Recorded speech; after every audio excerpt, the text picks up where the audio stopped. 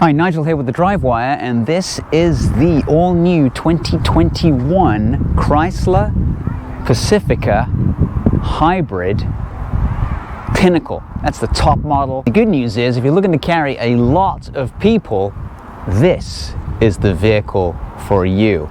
Now, there have been some updates. One of the cool ones is they've added acoustic glass to the side and to the windshield. That means after you've dropped the kids off at school, you get a very peaceful and serene, quiet ride home. This one rides on these 18-inch wheels. They look pretty good. The overall styling for a van is also pretty good. As I said, this one is top of the range. It is a Pinnacle model. It is $52,000, which is a lot. Now, this one is front-wheel drive only, and that's because there's no way to package rear-wheel drive or all-wheel drive with a battery pack that sits where the rear axle drivetrain would be.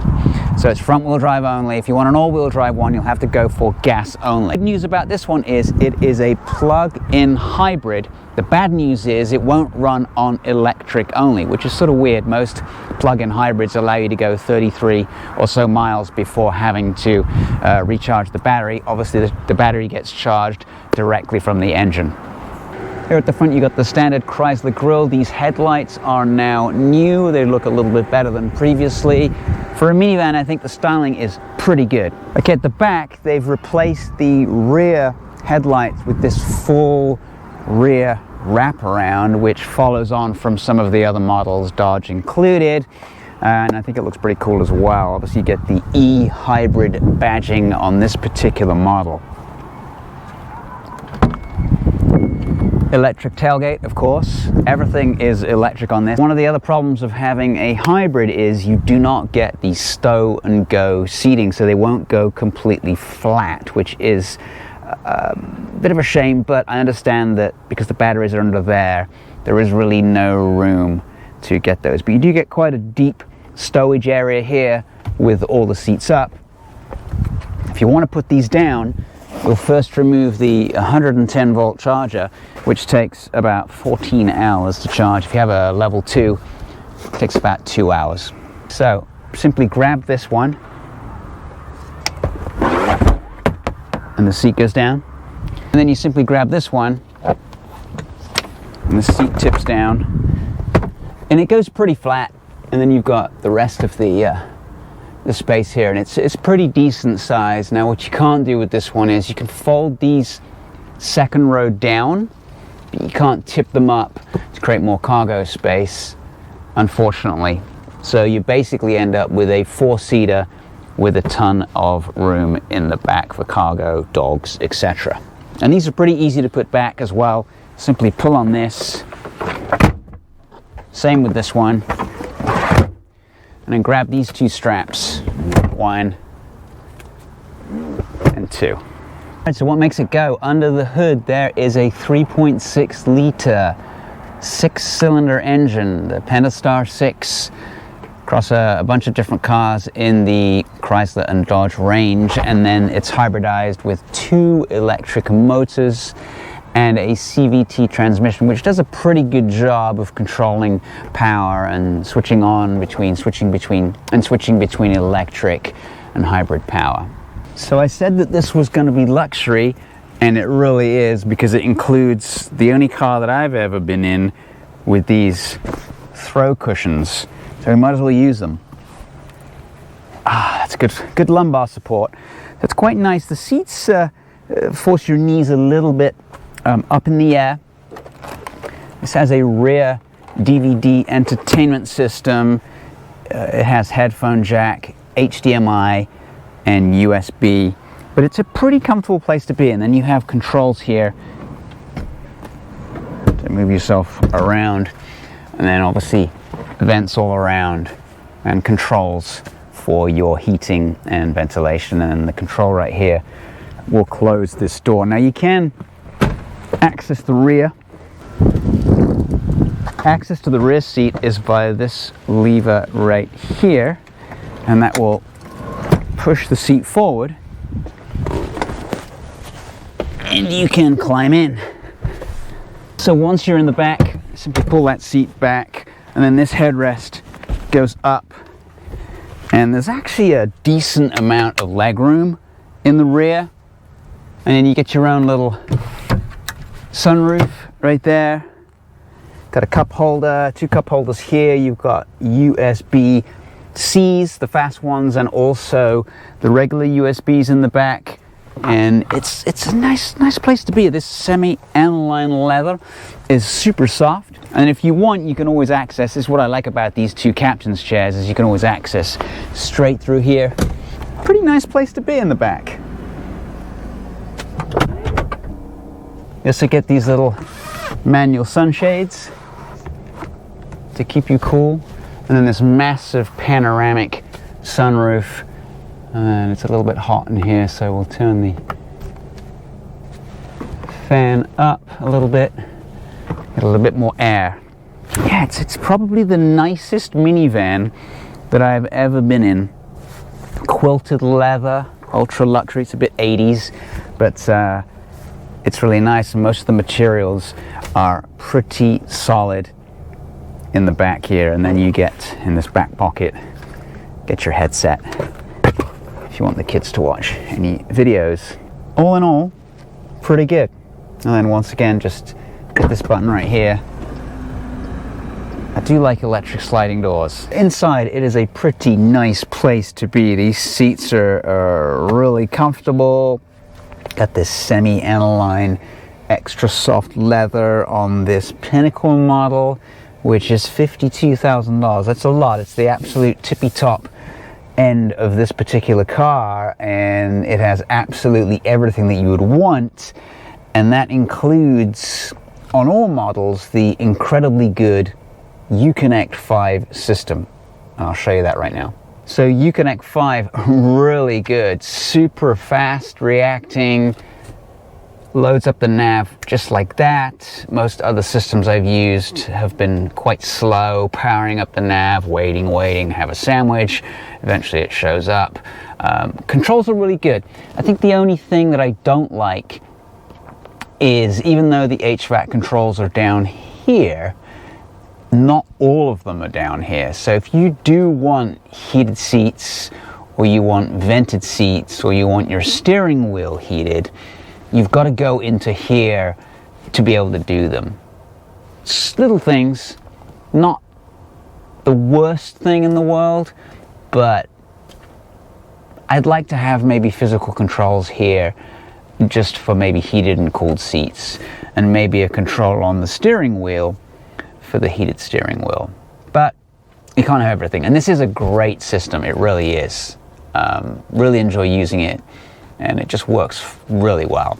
One thing that I do like under the vehicle setting is it's got multiple surround cameras. So you got the top view, you got the view backwards, you've got a view only backwards without the top view, you've got a full front view, you've got a full front view and a top view, and then you finally got this one, a rear view only. So just X those out. Plenty of ways to see what's going on behind the car. This is a piece that I like, the fam cam. This gives you a bird's eye view. Slightly creepy, but it's a bird's eye view of what's going on in the rear seats.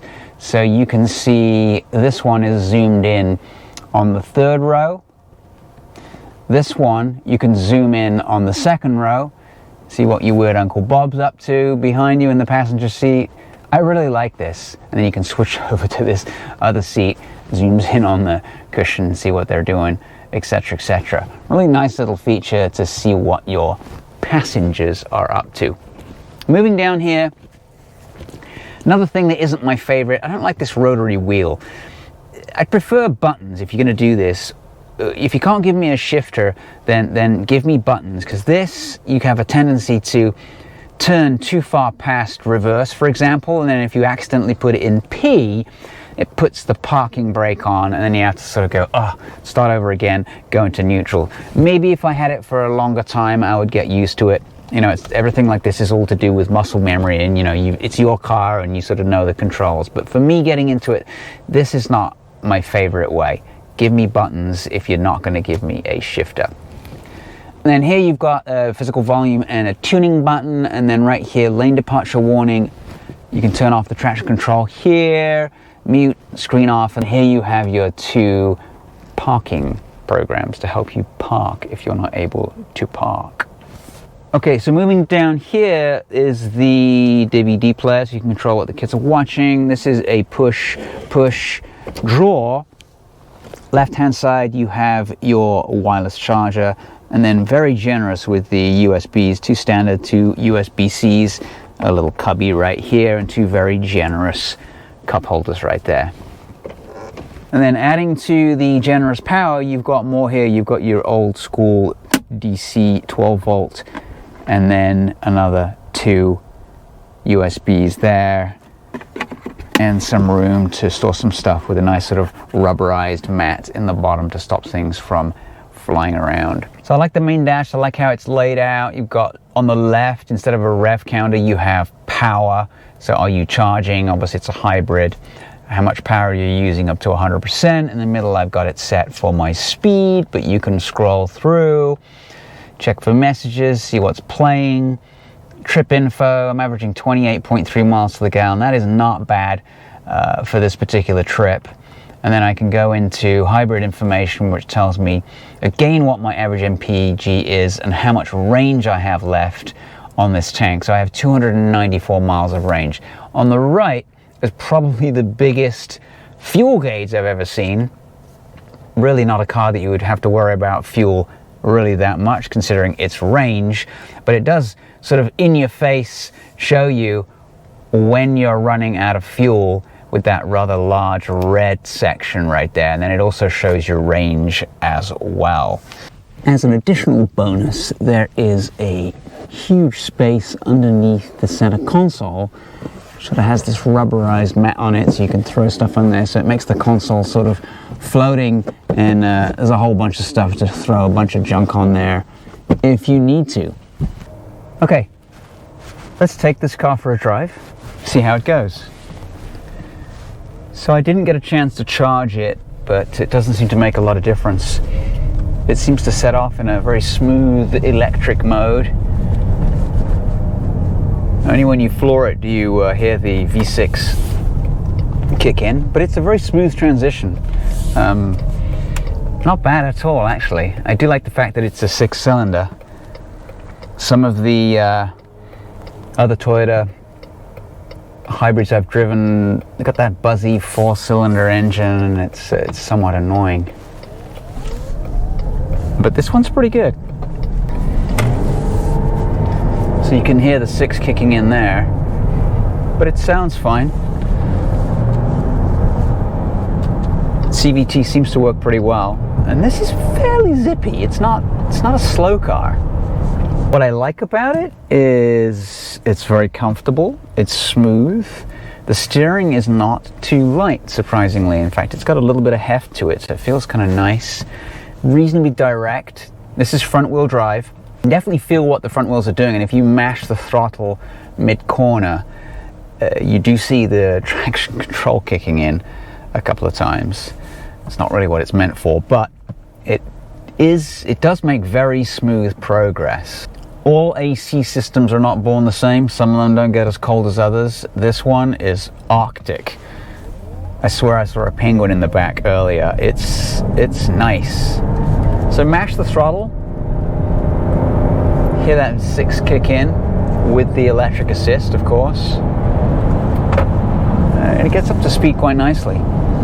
For a big car, suitably impressed. Now I got up to some higher speeds yesterday with it, and I noticed there was some wind noise. I mean, it's a lot of car to push through the air, so I would expect it to make some noise. A little more than I expected though, because it's got this acoustic glass. It's very quiet inside, but you do sort of hear the wind noise.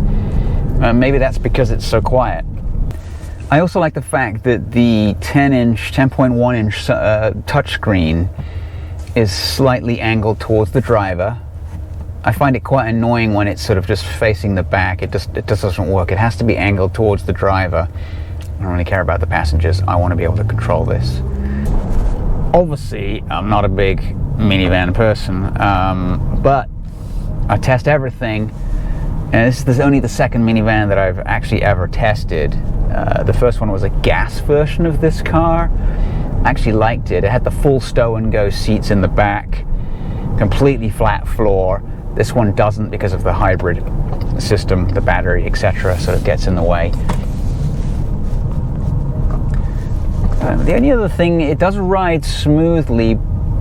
I guess you take the rough with the smooth, because when you get out onto a two-lane highway, this thing handles pretty well. It's pretty nimble, it turns in pretty good. It's not bad for such a big vehicle. But you sort of pay the price at lower speeds, particularly over this terrible potholed surfaces we have here. And I find it does jiggle around a little bit, and the ride is a little bit firm. But other than that, I actually really like it, and I've only had it for like 2 days. So far, according to my trip information, I'm averaging 28.8 miles to the gallon. Now that's not as good. Well, I haven't had it for a whole week yet, and I haven't done any sort of highway mileage, but the RAV4 Prime that I had, I couldn't get it to get worse than 45 miles to the gallon. That thing was insane. But this one won't run on all electric. There's no EV only mode. Now, do you want to spend $52,000 on a minivan? Because there's a few other cars that you could spend $52,000 on. So the Pinnacle has all the bells and whistles, absolutely everything on this car, nothing that you would want, nothing additional that you would want.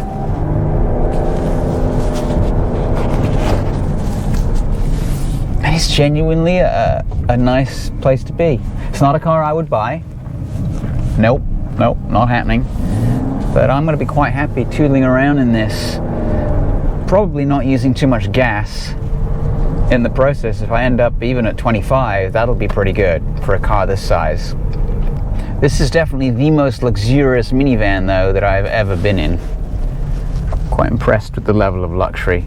And most of the materials are pretty solid. You can definitely tell further down below there are some harder, cheaper plastics. Alright, joining the highway now. It's definitely got enough power to get up to speed with the rest of the traffic flow.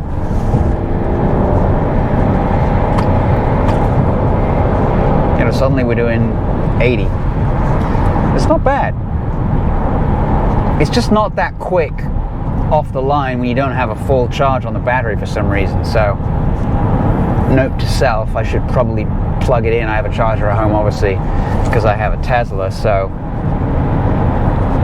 maybe I should try that. So right now it's showing I have 1% battery, which is obviously not very much.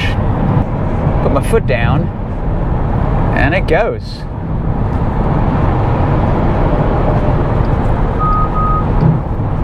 It's quite zippy once it gets its mass moving. It's pretty maneuverable. It's easy to get into a spot on the freeway, pass someone, get back in. It's quicker than I expected. Anyway, thanks for watching. Again, please subscribe, like, comment on the video, please. And I will be back next time. I have got a VW ID4, so we're going all electric next video. So make sure to tune in and watch it. Thanks.